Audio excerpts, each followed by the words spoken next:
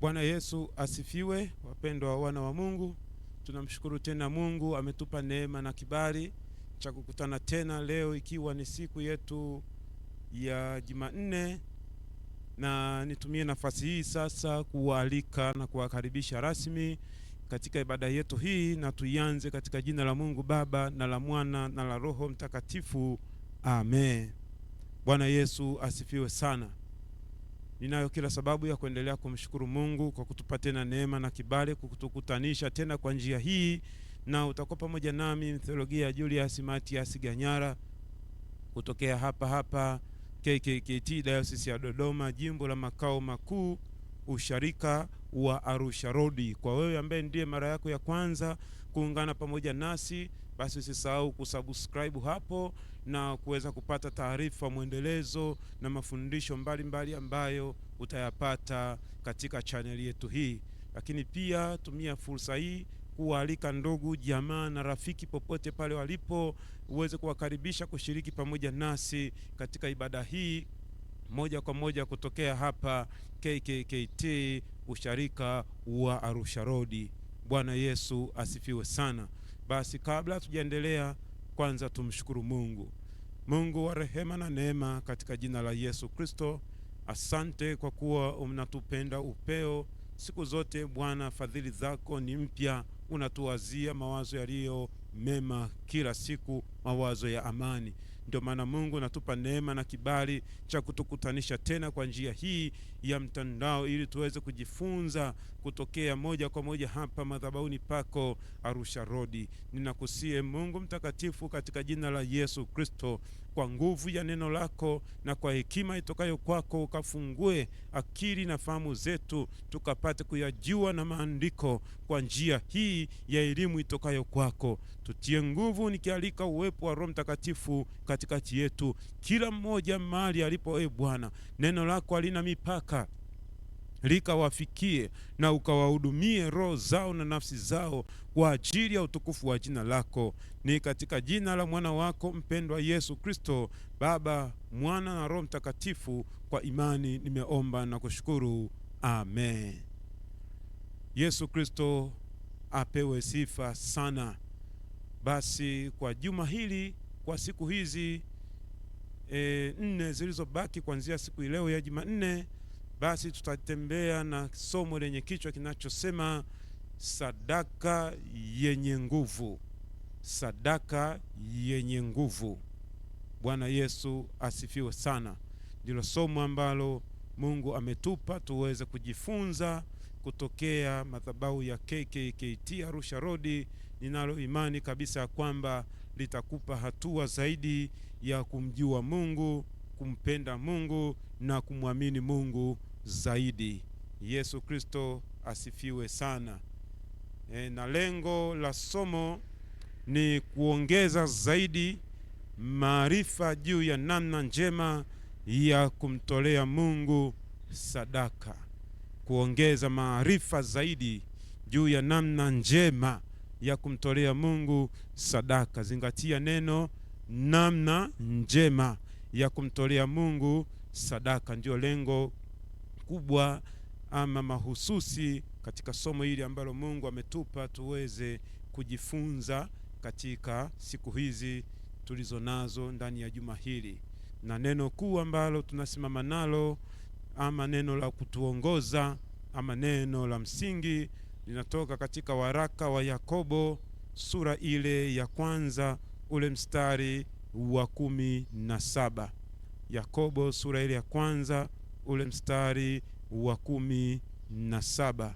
Na neno la Mungu linasema hivi: ndugu zangu wapenzi, msidanganyike. Kila kutoa kuliko kwema na kila kukitolewacho kilicho kamili hutoka juu, hushuka kwa Baba wa mianga. Kwake hakuna kubadilika wala kivuli cha kugeuka geuka. Bwana Yesu apewe sifa sana. Na somo hili lina vipengele kama 5 hivi.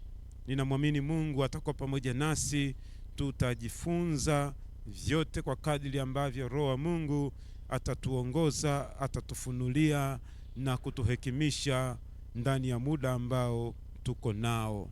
Bwana Yesu apewe sifa sana.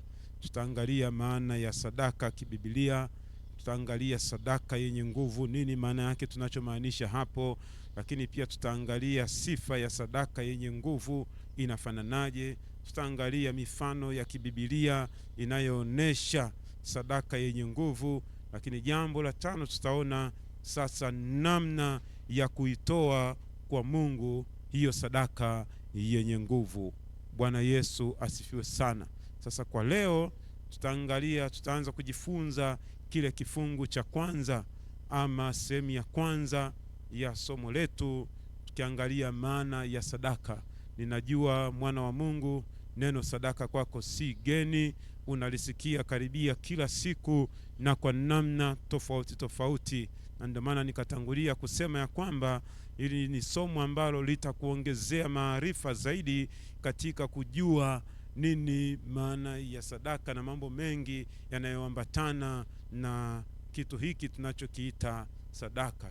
Jambo la kwanza ambalo tunaweza kujifunza tunapoangalia maana ya sadaka, tunasema ni matoleo yeyote anayoweza kutoa mtu kwa Mungu kama sehemu muhimu ya ibada na shukrani kwa Mungu.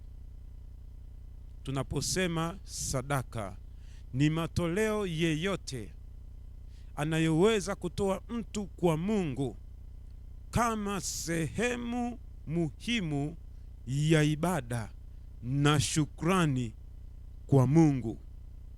Matoleo yeyote ambayo mtu moyo wake, nafsi yake inamuonesha, inamthibitishia ya kwamba anaweza kutoa kama sehemu muhimu ya ibada, kama sehemu muhimu ya kukamilisha uwepo wake mbele za Mungu. Lakini si hivyo tu, bali pia kama sehemu muhimu ya shukrani kwa Mungu. Bwana Yesu apewe sifa. Sadaka yako ipe heshima na thamani ya namna hiyo, kwamba unapoitoa, jambo la kwanza ni sehemu muhimu katika ibada yako, kuikamilisha ibada yako, kumtolea Mungu sadaka. Lakini si hivyo tu, pia ni kuonesha shukrani kwa Mungu. Ni sehemu muhimu sana ya shukrani kwa Mungu kwa mambo mengi mema ambayo Mungu ameyatenda kwenye maisha ya kwako, kulingana na viwango ambavyo wewe mwenyewe unaona kabisa, kwa namna hii inapendeza moyo wangu kumtolea Mungu. Lakini maana ya pili ambayo tunaweza kuiona ama kuitafsiri sadaka. Kumbuka kichwa kinachotuongoza katika somo letu hili ni sadaka yenye nguvu. Hapa mimi ninakupa maana ya sadaka kwa ujumla wake. Jambo la pili au maana ya pili, tunaposema sadaka ni ishara ya kuonesha moyo wa upendo. Ni ishara ya kuonesha moyo wa upendo, moyo wa shukrani na moyo wa utii mbele za Mungu kwa kumtolea mali, muda na huduma kama sehemu ya ibada kamili mbele za Mungu. Bwana Yesu asifiwe sana. Kwa hiyo hapa utaona tena katika maana hii bado tunazungumza kwa habari ya sehemu ya ibada kamili mbele za Mungu, lakini tunasema ni ishara ya kuonesha moyo wa upendo, moyo wa shukrani, moyo wa utii. Sadaka inatoa tafsiri ya moyo wa mwanadamu mbele za Mungu. Unampenda Mungu kwa viwango vya namna gani? Unamshukuru Mungu kwa viwango vya namna gani? Unamtii Mungu kwa viwango vya namna gani? Kwa hiyo hapa tunaona kitu kinachothaminika mbele za Mungu si kile ambacho unakitoa, bali kwanza ni moyo wa mtu unaotangulia mbele za Mungu, unaoambatana na kile anachokipeleka mbele za Mungu katika namna ya ninampenda Mungu, katika namna ya ninamshukuru Mungu, katika namna ya ninamtii Mungu. Bwana Yesu asifiwe sana. Kwa hiyo mpendwa mwana wa Mungu, kile ambacho unakitoa kama sadaka ndani ya moyo wako, hakikisha kinabeba kinatoa tafsiri ya namna gani na kwa viwango gani unampenda Mungu, la kwanza. Lakini pia hakikisha ndani ya moyo wako ni namna gani unamshukuru Mungu, kwa viwango vipi, kwa mengi ambayo Mungu amekutendea kwenye maisha kwako. Lakini si hivyo tu, bali pia ndani ya moyo wako uone sadaka unayoitoa inatoa tafsiri ya utii wa viwango vya namna gani ndani yako mbele za Mungu. Na katika hayo yote matatu uone ya kwamba yote unapoyafanya hayo ni sehemu ya ukamilifu wa ibada yako mbele za Mungu. Bwana Yesu asifiwe sana. Kwa hiyo ukiwa na mtazamo wa namna hiyo kuhusiana na kumtolea kwako Mungu, ndivyo ambavyo unaweza kuwa na nguvu na zaidi sana shauku na kiu ya kupenda zaidi kumtolea Mungu kwa namna mbalimbali. Bwana Yesu asifiwe sana. Lakini jambo la tatu ama maana ya tatu tunaweza kuiona tunapoitafsiri ama tunapotafakari kwa habari ya sadaka. Tunasema ni namna yeyote anayoweza kufanya mtu kwa njia ya mali, huduma au muda kama matoleo yake kwa Mungu, kwa kazi ya Mungu, katika moyo wa hiari na kwa kupenda. Ni namna yeyote anayoweza kufanya mtu kwa njia ya mali, kwa njia ya muda, kwa njia ya huduma kama matoleo yako kwa Mungu. Kwa hiyo wakati mwingine kumbe tunaweza kutoa sadaka kwa njia ya muda wako na Mungu. Unaweza ukatoa sadaka kwa njia ya mali ulizo nazo kwa Mungu. Unaweza ukatoa huduma kama sadaka kwa ajili ya kazi fulani ya Mungu. Bwana Yesu Kristo asifiwe sana. Kwa hiyo ni namna yoyote ambayo mtu anaweza kufanya kwa ajili ya Mungu au kwa ajili ya kazi ya Mungu, na yote haya katika moyo wa hiari na kwa kupenda. Bwana Yesu asifiwe sana. Bwana Yesu apewe sifa. Tutaona mifano ya kibiblia hapa, utaweza kuelewa ni kitu gani ambacho tunazungumza. Bwana Yesu asifiwe sana. Ukisoma katika kitabu cha Kutoka sura ile ya 35 ule mstari wa 20 hadi ule mstari wa 29. Kutoka sura ya 35 ule mstari wa 20 hadi ule mstari wa 29 ni habari ambayo inaeleza jinsi gani ambavyo wana wa Israeli kwa hiari yao wenyewe tena na kwa moyo wa kupenda walileta dhahabu, walileta vito, walileta nguo, walileta ngozi na vifaa vya kazi mbalimbali kwa ajili ya kujenga maskani ya Mungu.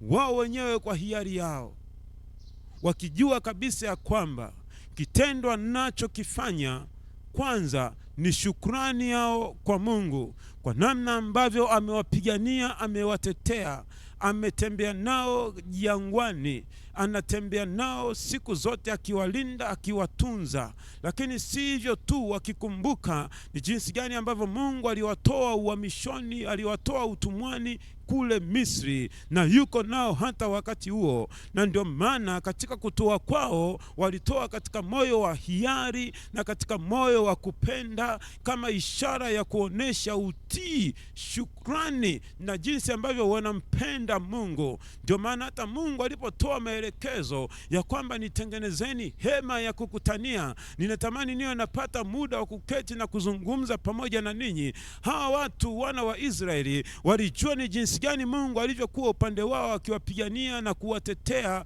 walipokuwa kule utumwani Misri, na kuwatoa kwa ishara na ajabu za kuotisha kabisa, jinsi ambavyo ametembea nao jangwani akiwalisha na kuwanywesha na kuwapa uzima, na siku zote hawaoni kupungukiwa kwa namna yoyote ile. Walipokuwa wakiona na dhiki na tabu, Mungu anawafanyia msaada, bado alikuwa anawapenda na kadhalika. Imefika sasa muda Mungu anatamani kuwa nao, kuketi nao, waweze kuwa na hema ya kukutania. Biblia inasema wakuleta fedha alileta fedha, wakuleta dhahabu walileta dhahabu, wakuleta vito alileta vito, wakuleta nguo alileta nguo, wakuleta ngozi alileta ngozi, na vifaa vya kazi ya kila namna iliyokuwa ikihitajika kwa ajili ya kujenga hema ya kukutania, maskani ya Mungu. Watu walifanya kwa nguvu, kwa bidii na kwa moyo, na wengine walitoa nguvu kazi zao kwa kuhakikisha kwamba wanaonyesha moyo wa shukrani, moyo wa upendo na moyo wa utii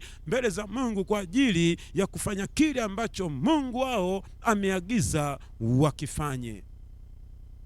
Bwana Yesu asifiwe sana. Naendelee kukukumbusha, tunajifunza kwa habari ya sadaka yenye nguvu, na hapa tunaangalia maana ya sadaka. Na hii mfano niliyokupa hapa ninakuonesha tu ni jinsi gani ambavyo watu hawa walivyokuwa wakifanya ibada yao ya kumtolea Mungu kwa moyo wa hiari, kwa moyo wa kupenda na kwa moyo wa shukrani na kwa moyo wa utii mbele za Mungu. Ndicho kitu ambacho ninatamani kupitia maarifa haya yakakusaidie hata na wewe muda wowote, saa yoyote unaposikia kutoa sadaka yako mbele za Mungu aliye hai kwenye madhabahu ya Mungu kwa namna yoyote ile. Unapotoa, hakikisha ndani ya moyo wako hayo mambo matatu yanajenga msingi wa sababu ya wewe kumtolea Mungu. Kwanza, moyo wa upendo; pili, moyo wa shukrani; na tatu ni moyo wa utii mbele za Mungu. Bwana Yesu asifiwe sana. Angalia mstari ule wa 21 katika kitabu cha Kutoka sura ile ya 35 ule mstari wa 21. Neno la Mungu linasema, wakaja kila mtu ambaye moyo wake ulimhimiza, na kila mtu ambaye roho yake ilimfanya kuwa apenda, nao wakaleta sadaka za kumpa Bwana kwa kazi ya hema ya kukutania na kwa utumishi wake na kwa hayo mavazi matakatifu. Kitu ambacho nilitamani ukione hapo, mpendwa mwana wa Mungu, ni moyo wake uliomhimiza. Kila mmoja ndani ya moyo wake alisikia kuhimizwa ndani yake, alisikia kuchemka ndani yake. Ndio kitu ambacho ninatamani vivyo hivyo, kwa sababu Mungu wetu ni yule yule ambaye hajabadilika. Mungu yule yule aliyekuwa akitazama mioyo ya wana wa Israeli walivyokuwa wakipenda kutoa, walivyokuwa wakihimizwa na Roho Mungu ndani yao katika kumtolea Mungu, ndiye Roho huyo huyo ambaye anafanya kazi leo hii ndani ya mioyo yetu. Ninatamani ijengeke sauti ya himizo ndani yako ya kupenda kumtolea Mungu. Uisikie sauti ya Roho Mtakatifu wako ikikuhamasisha kumtolea Mungu kwa hiari na kwa moyo wa kupenda ndani yako, msukumo ukiwa ni moyo wa upendo, msukumo ukiwa ni moyo wa kumshukuru Mungu, na msukumo ukiwa ni moyo wa kumtii Mungu. Bwana Yesu asifiwe sana. Lakini angalia mfano mwingine katika Nyakati wa Kwanza, Mambo ya Nyakati wa Kwanza sura 29 ule mstari wa 6 hadi ule mstari wa 9. Mambo ya Nyakati wa Kwanza sura 29 ule mstari wa 6 hadi ule mstari wa 9. Hapa utakutana na habari za Daudi na watu wake walipoamua kutoa kwa ajili ya kazi ya Mungu. Na hapa walikuwa wakitoa kwa ajili ya ujenzi wa nyumba ya Mungu. Walikuwa wanakusanya vitu, wanakusanya raw materials mbalimbali kwa ajili ya kufanya kazi ya ujenzi wa hekalu, jambo ambalo Mungu alikuwa ameagiza kwa wana wa Israeli, watu wake, waweze kumjengea hekalu, mahali patakatifu katika mji ambapo Bwana aliuchagua kulisimika jina lake takatifu mahali pale. Bwana Yesu Kristo asifiwe sana. Tunaona hawa watu, ukisoma ule mstari wa 6 hadi ule mstari wa 7 katika Nyakati wa Kwanza sura 29 ule mstari wa 6 hadi wa 7, utakutana na maandiko haya matakatifu yanasema, ndipo wakuu wa mbari za mababa, yani watu wa ukoo mbalimbali katika makabila yale ya wana wa Israeli, na wakuu wa kabila za Israeli, na maakida wa maelfu na wa mamia, pamoja na wasimamizi wa kazi ya mfalme, wakajitoa kwa hiari yao. Wakajitoa kwa hiari yao. Maana yake hawa watu si tu katika kutoa vitu, si tu katika kutoa mali, bali pia na nguvu kazi. Walikuwa wako tayari kuifanya ile kazi ya ujenzi wa hekalu takatifu la Mungu. Nao wakatoa kwa ajili ya utumishi wa nyumba ya Mungu. Wakatoa dhahabu talanta 5,000 na darkoni 10,000 na fedha talanta 10,000 na shaba talanta 18,000 na chuma talanta 1,100. Naona jinsi gani hawa watu walivyotoa kwa furaha na kwa moyo uliochangamka na kwa moyo wa kupenda. Na ukiendelea kusoma zaidi ya habari utaona ilifikia hatua mpaka Daudi kama mfalme anaingia hekaluni patakatifu pa patakatifu akimshukuru Mungu jinsi ambavyo watu wametoa vitu vingi sana, vitu vilivyosheheni vingi mno, nje ya matarajio aliyokuwa nayo, watu wakifurahi na kwa moyo uliochangamka ndani yao, wakijua, wakionyesha ishara ni jinsi gani wanavyompenda Mungu, ishara ni jinsi gani ambavyo wanamtii Mungu, ni jinsi gani ambavyo mioyo yao imependa kutoa vitu na mali na nguvu kwa ajili ya kazi ya Mungu. Bwana Yesu Kristo asifiwe sana. Ndicho kitu ambacho kinatakiwa kionekane hata katika kanisa la leo, hata katika kanisa la leo. Na hawa watu walikuwa wanazo sababu za kufanya hivyo, ni kwa sababu wamemwona Mungu katika viwango vya juu sana, akiwatendea mambo mengi sana kwenye maisha yao, akiwapigania katika kila aina ya vita vilivyokuwa vikiinuka. Ni kwa sababu walikuwa wanamwamini Mungu. Kwa hiyo kitendo kile kikatengeneza na kuimarisha moyo wa kumpenda Mungu sana. Wakaona ni vyema basi na wao wawe watii mbele za Mungu na kuonyesha shukrani kwa Mungu kwa jinsi ambavyo walikuwa wakitoa kwa ajili ya kuwezesha ile kazi ambayo ilikuwa iko mbele yao ya kumjengea Mungu hekalu. Bwana Yesu apewe sifa sana. Haleluya, wana wa Mungu. Tuangalie kipengele cha pili. tuangalie kipengele cha pili tunapoanza kuangalia ama kujifunza sadaka yenye nguvu. Tumeona maana ya sadaka, lakini pia tumeona na mifano kidogo ya wenzetu ambao kwa umoja wao jinsi gani walivyoweza kutoa na hata wakaweza kugusa moyo wa Mungu kisawasawa. Sasa tuanze kuangalia sehemu ya pili, sadaka yenye nguvu. Ni kitu gani ambacho mwana wa Mungu ninatamani ukielewe, ninatamani ukijue, ninatamani ukipokee ndani ya moyo wako ili kiweze kukusaidia kwenye maisha yako ya kiroho. Sadaka yenye nguvu, tunasema ni matoleo ambayo mtu anatoa kwa Mungu katika viwango vya juu zaidi vya imani, utii na moyo wa upendo, kwa lengo la kugusa zaidi moyo wa Mungu. Ninarudia, sadaka yenye nguvu ni matoleo yoyote ambayo mtu anatoa kwa Mungu katika viwango vya juu zaidi vya, sijasema fedha, sijasema mali, sijasema muda. Bwana Yesu asifiwe. Ila angalia hivi vitu ninavyovizungumza mali hapa, ni matoleo ambayo mtu anatoa kwa Mungu katika viwango vya juu zaidi vya imani, la kwanza. Viwango vya juu zaidi vya utii mbele za Mungu, la pili. Na viwango vya juu zaidi vya moyo wa upendo, yani upendo wa wewe kumpenda Mungu zaidi. Lengo likiwa ni nini? Lengo likiwa ni kugusa zaidi moyo wa Mungu. Bwana Yesu apewe sifa sana, mpendwa mwana wa Mungu. Yesu Kristo asifiwe sana. Kwa hiyo sasa, unatoa nini mbele za Mungu? Kama ni mali, fedha, muda ama huduma na kadhalika na kadhalika, unatoa nini? Kwa kiwango gani? Itategemea sasa kile kiwango chako cha imani ndani yako kwa Mungu.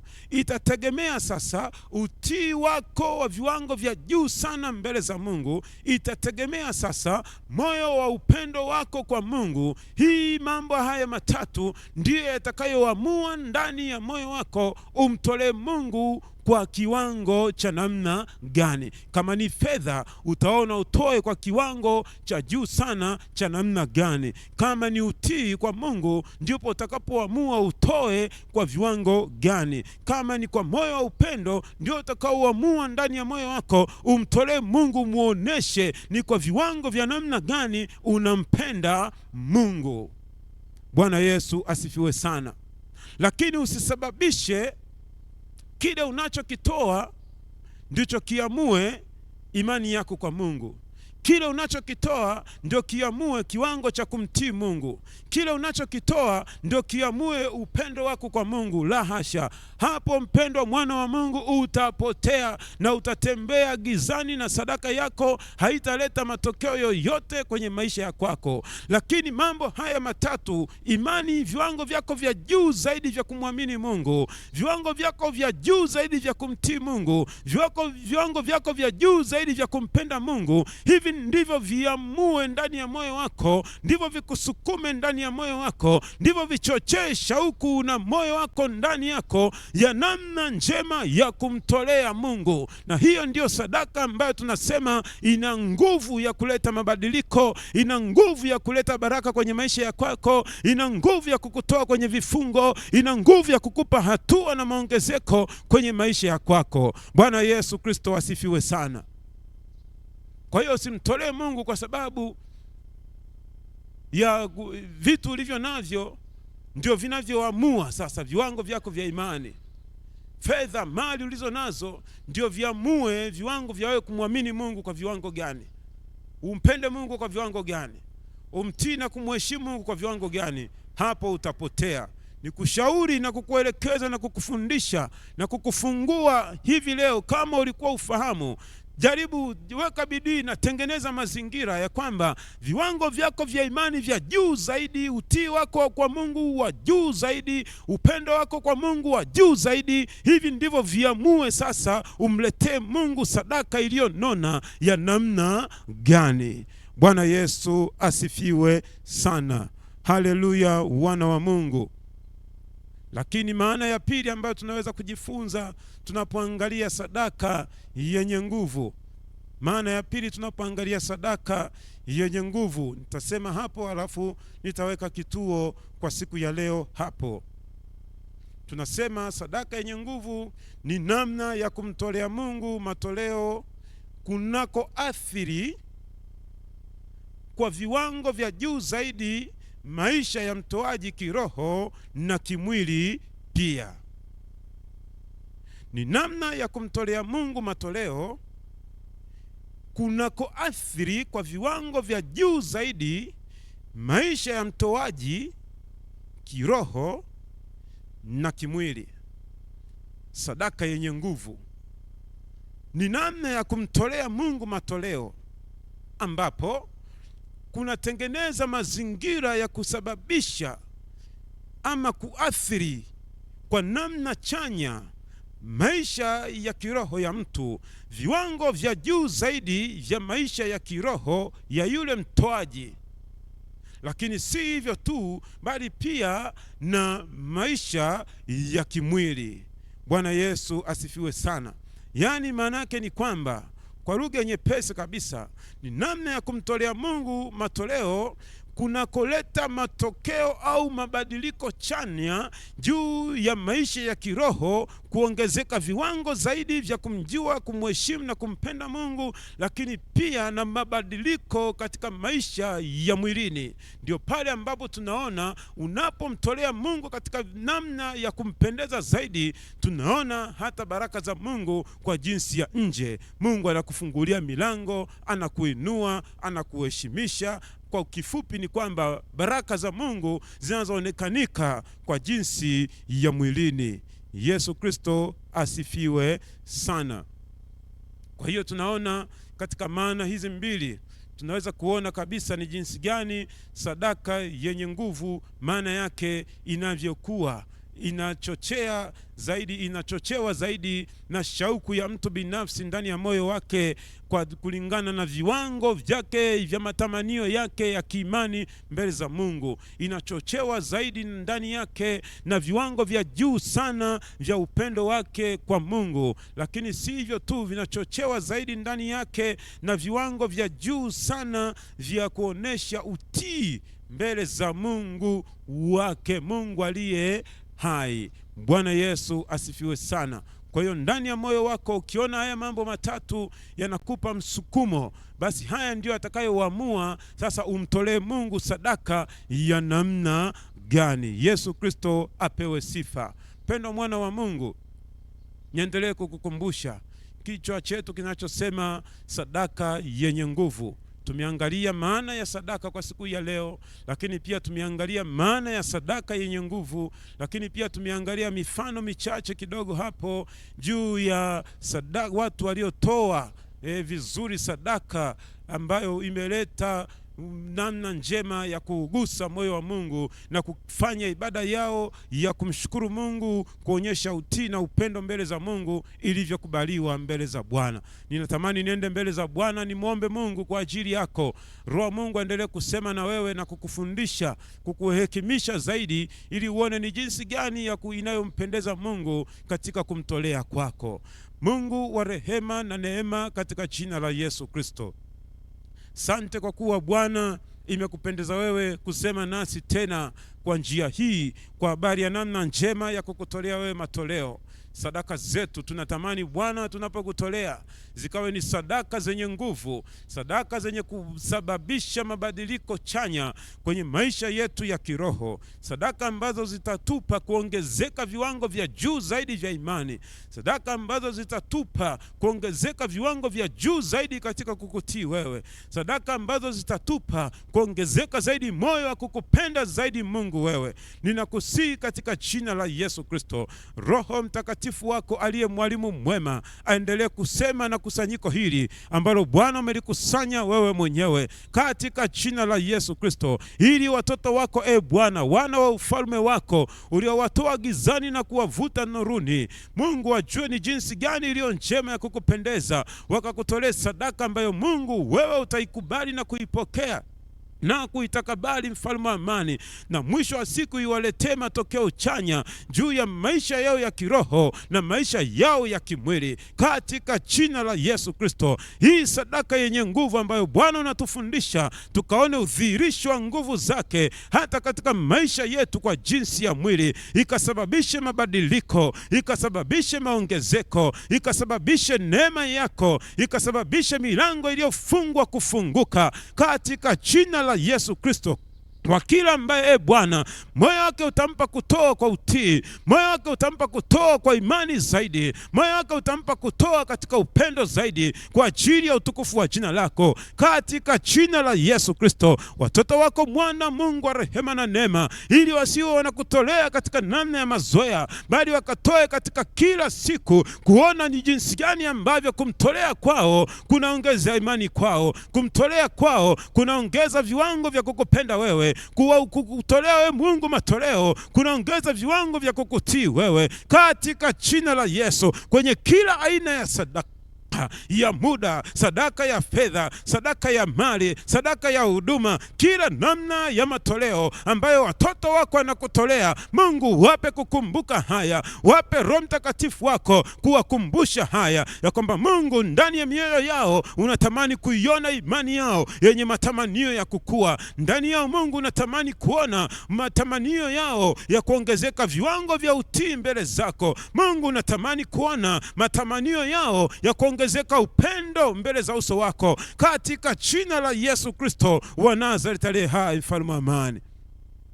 Wasaidie Bwana, saidia kanisa lako, saidia Mungu wa rehema na neema, kila ambaye umempa kujua, kila ambaye umempa kutambua thamani ya kukutolea wewe Mungu wa rehema na neema katika jina la Yesu Kristo. Pokea shukrani za mioyo yetu sasa, na wale ambao wanaanza kufanya hata sasa kwa njia ya imani na kwa njia ya msukumo wa upendo wako na kwa moyo wa shukrani, hata kwa ajili ya maarifa haya ambayo Mungu umeachilia kwao tena na kwa namna nyingine na kwa ufunuo mwingine na kwa sauti nyingine, Baba uendelee kusema nao katika jina la Yesu Kristo. Uzipokee na kuzitakabali shukrani za mioyo yao Mungu, ukazipokee kwa utukufu wa jina lako Mungu Baba, Mwana na Roho Mtakatifu. Kwa imani tumeomba na kushukuru, amen. Basi mpendwa mwana wa Mungu, unaweza ukafanya sasa kwa vitendo. Akaunti namba na namba za simu zilizoko hapo ni za moja kwa moja, ni namba za usharika wetu wa KKKT, usharika wa Arusha Road hapa Dodoma. Fanya kwa imani na Mungu hatakuacha, ataendelea kukubariki zaidi. Tukutane tena siku ya kesho tukiendelea kujifunza kwa ajili ya utukufu wa Mungu. Tupokee baraka za Bwana. Bwana Mungu akubariki na kukulinda, na Bwana akuangazie nuru za uso wake na kukufadhili, na Bwana akuinulie uso wake na kukupa amani, katika jina la Mungu Baba na la Mwana na la Roho Mtakatifu, amen.